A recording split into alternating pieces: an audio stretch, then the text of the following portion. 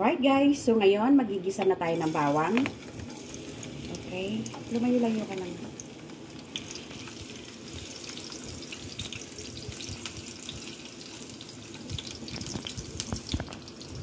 Pa-browning lang natin yung bawang. Okay, and then sibuyas. Layo-layo. Mataas yan.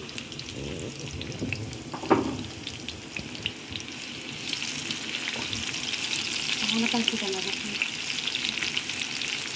Yeah, ako ko yung nagmaano sa akin. Kasi nahirapan talaga ako.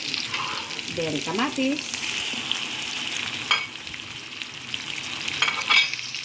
Dahil maalat na yung tuyo, hindi na natin siya asinan. Pero lalagyan natin yan ng...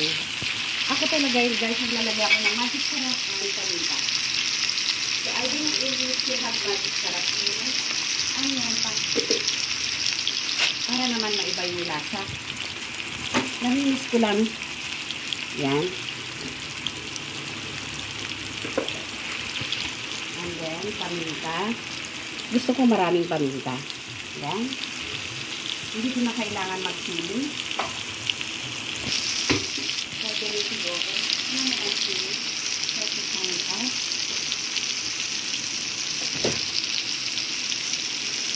Ano yun? Ito.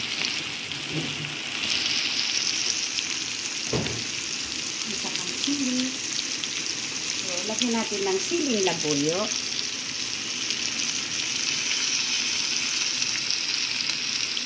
Yan. Bisa natin. Haluin. Yan.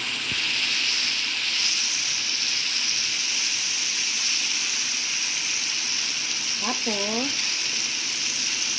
sabihin natin ng konti. Ilagay natin ang tuyo. Ngayong galong guys ha. Ayoko ng tuyong tambang. Yan.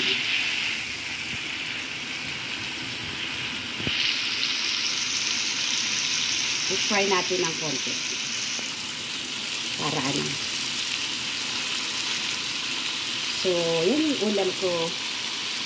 Para appetizer din to, itong pag-anak kumain, diba? Pag umuulan, sarap kumain ng ganito.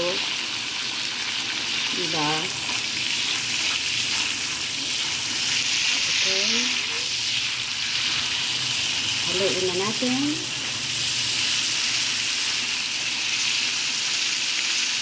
Wala ka nang ilalagay dyan, kundi paminta lang at saka labuyo. Saka magic sarap. Kasi maalat na yung tuyo.